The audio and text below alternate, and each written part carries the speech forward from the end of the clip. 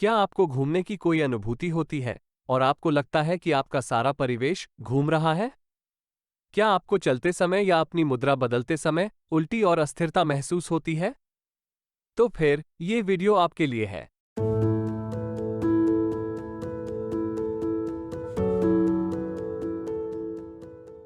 नमस्कार दोस्तों, simply medicine channel में आपका बहुत बहुत स्वागत है। आज इस वीडियो में हम एक ऐसी दवा के बारे में चर्चा करेंगे जो चक्कर से जुड़ी मतली और उल्टी को कम करती है और आपकी चक्कर आने की अनुभूति को कम करती है। वर्टिगो के इलाज के लिए उपलब्ध कई दवाओं में से बीटा हिस्टिन सबसे प्रसिद्ध है और इसका व्यापक रूप से उपयोग किया जाता है। आज इस वीडियो में हम चर्चा करेंगे कि बीटा हिस्टिन संतुलन विकारों के उपचार में कैसे कार्य करता है, इस दवा को कैसे लें, सामान्य खुराक क्या है, किस प्रकार की सावधानियों पर विचार किया जाना चाहिए, सामान्य और गंभीर दुष्प्रभाव क्या हैं, इन विषयों पर हम इस वीडियो में बात करेंगे। दोस्तों, आपके समर्थन की अत्यधिक आवश्यकता है, इसलिए कृपया हमारे चैनल को सब्सक्राइब करें और वीडियो पसंद आने पर लाइक बटन दबाएं। इसके अलावा अधिक दिलचस्प वीडियो की सूचनाएं पाने के लिए घंटी आइकन दबाएं। तो आइए बीटा हिस्टाइन के बारे में पूरी जानकारी के साथ अपनी चर्चा शुरू करें। चलिए दोस्तों, पहले देखते हैं कि बीटा हिस्टिन क्या है। बीटा हिस्टिन हिस्टामाइन का एक सिंथेटिक एनालॉग है, इसलिए यह आपके शरीर पर, विशेष रूप से आपके आंतरिक कान में, हिस्टामाइन की तरह कार्य करता है। ये डाइहाइड्रोक्लोराइड नमक के रूप में आता है। ये दवा विभिन्न ब्रांड नामों में उपलब्ध है। उनमें से वर्टीन, बीटावट, वर्टिस्टार और बेटाहिस्ट फोर्टे जैसे कुछ ब्रांड पॉपुलर हैं। तो फिर इस दवा का क्या उपयोग है? ये दवा आपको तब दी जा सकती है जब आपको वर्टिगो के लक्षण हो, जैसे चक्कर आना, जहां आपको महसूस हो कि सब कुछ आपके चारों ओर घूम रहा है। आपको डिजीनेस भी आ सकते हैं, लाइट हेडेडनेस की स्थिति जो खड़े होने या चलने पर आपके शरीर के संतुलन को बिगाड़ देती है। आप एक अन्य स्थिति, टिनिटस, भी देख सकते हैं। आप अपने कानों में कुछ बजने की आवाज महसूस कर सकते हैं। ये प्रकरण अक्सर मतली और उल्टी से जुड़े होते हैं। सुनने की क्षमता में कमी वाले लोगों में असंतुलन से जुड़े लक्षणों को नियंत्रित करने के लिए बीटा हिस्टिन भी दिया जाता है। मेनियस डिजीज आंतरिक कान का एक विकार है जिसके परिणामस्वरूप सुनने की शक्ति कम हो जाती है। यह आपके आंतरिक कान में अतिरिक्त तरल पदार्थ और एंडोलिम्फ के जमा होने के कारण हो सकता है।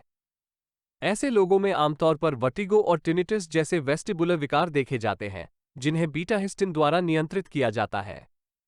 ये कैसे काम करता है? हम पहले ही चर्चा कर चुके हैं कि ये दवा, बीटा हिस्टिन, हिस्टामाइन का सिंथेटिक एनालॉग है, एक रासायनिक पदार्थ जो आपके शरीर में महत्वपूर्ण भूमिका निभाता है। इसके कई प्रमुख कार्यों में से हिस्टामाइन आंतरिक कान में रक्त वाहिकाओं का विस्तार कर सकता है ताकि यह आंतरिक कान के भीतर एंडोलिम्फेटिक स्थान के अंदर दबाव को कम कर सके। लेकिन वेस्टिबुलर विकार वाले लोगों में आंतरिक दबाव बढ़ जाता है, जिससे शरीर में असंतुलन पैदा हो जाता है। ये बिल्कुल उन लक्षणों की तरह है जो आपको ऊंचाई पर जाने पर मिलते हैं। वातावरण और आंतरिक कान के बीच दबाव में अंतर के कारण आप अपने आंतरिक कान में भिनभिनाहट की ध्वनि महसूस कर सकते हैं। यह मतली और उल्टी की भावना को भी उत्तेजित कर सकता है, जिसे आमतौर पर माउंटेन सिकनेस कहा जाता है। आप मुद्रा संबंधी असंतुलन का भी अनुभव कर सकते हैं। ये सभी प्रभाव तब देखे जाते हैं जब आप अधिक ऊंचाई पर पहुंचते हैं। लेकिन वेस्टिबुलर विकार वाले लोगों में एंडोलिम्फेटिक स्पेस में दबाव अत्यधिक बढ़ जाता है, जिससे जमीनी स्तर पर भी समान लक्षण होते हैं। इस स्थिति में बीटा हिस्टाइन आपके शरीर में हिस्टामाइन की तरह ही कार्य कर सकता है। यह आंतरिक कान में हिस्टामाइन H1 रिसेप्टर्स को उत्तेजित कर सकता है, जिसके परिणामस्वरूप रक्त वाहिकाओं का विस्तार होता है। यह आंतरिक कान के भीतर रक्तचाप को कम करता है, जिससे आपके लक्षणों से राहत मिलती है। यह आंतरिक कान में तरल पदार्थ के संचय को भी कम कर सकता है, जो वर्टिगो के खिलाफ इसकी कार्रवाई को बढ़ाता है।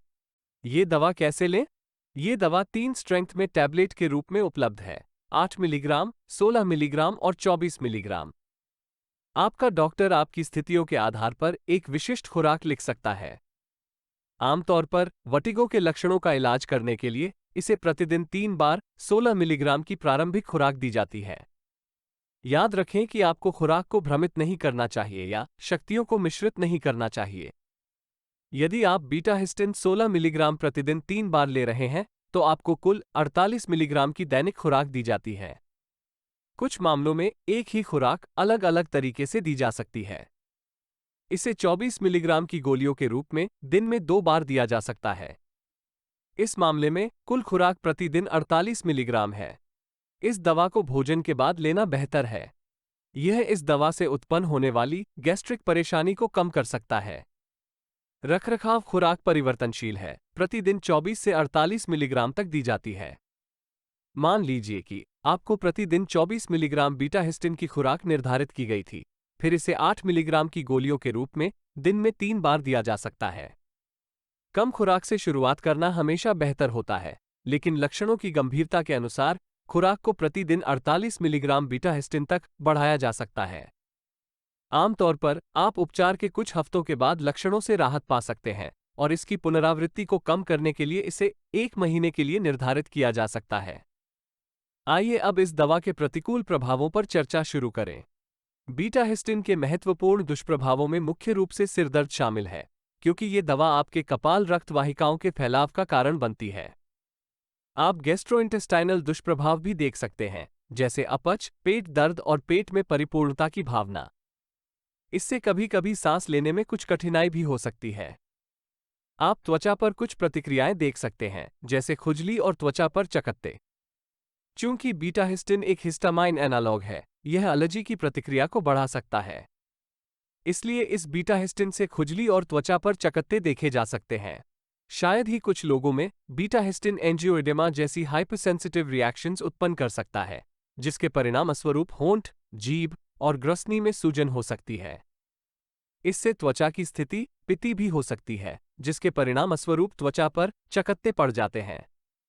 लेकिन ये प्रतिक्रियाएं सभी लोगों में नहीं देखी जाती हैं और केवल उन लोगों में पाई जाती हैं जो बीटा हिस्टिन के प्रति संवेदनशील होते हैं। यदि आपको ऐसी कोई गंभीर एलर्जी प्रतिक्रिया मिलती है, तो आपको बीटा हिस्टिन का उपयोग बंद कर देना चाहिए और अपने डॉक्टर से कंसल्ट करना चाहिए। दोस्तों, अब देखते हैं कि इस दवा को लेते समय किन सावधानियों को ध्यान में रखना चाहिए। चूंकि बीटा हिस्टिन एक हिस्टामाइन एनालॉग है, यह आपके पेट में गैस्ट्रिक एसिड की रिहाई को बढ़ा सकता है। जब आप इस दवा का उपयोग करते हैं, तो इसके विभिन्न प्रकार के गैस्ट्रिक प्रभाव हो सकते हैं। गैस्ट्रिक एसिड की अधिक मात्रा गैस्ट्रिक दर्द और अपच पैदा कर सकती है। ये गैस्ट्रिक असुविधा और पेट की परिपूर्णता को भी बढ़ा सकता है। किस्मत से ये सब अच्छी तरह से सहन किया जाता है, लेकिन पहले से किसी गैस्ट्रिक विकार वाले लोगों के लिए इस दवा का उपयोग सावधानी से किया जाना चाहिए। चूंकि यह गैस्ट्रिक एसिड के स्राव को उत्तेजित करता है, इसलिए ये किसी भी पूर्व इतिहास वाले लोगों में गैस्ट्रिक अल्सरेशन के खतरे को बढ़ा सकता है। तो ऐसे मामलों में बीटा हिस्टिन के उपयोग और किसी भी गैस्ट्रिक लक्षण के विकास की बारीकी से निगरानी की जानी चाहिए।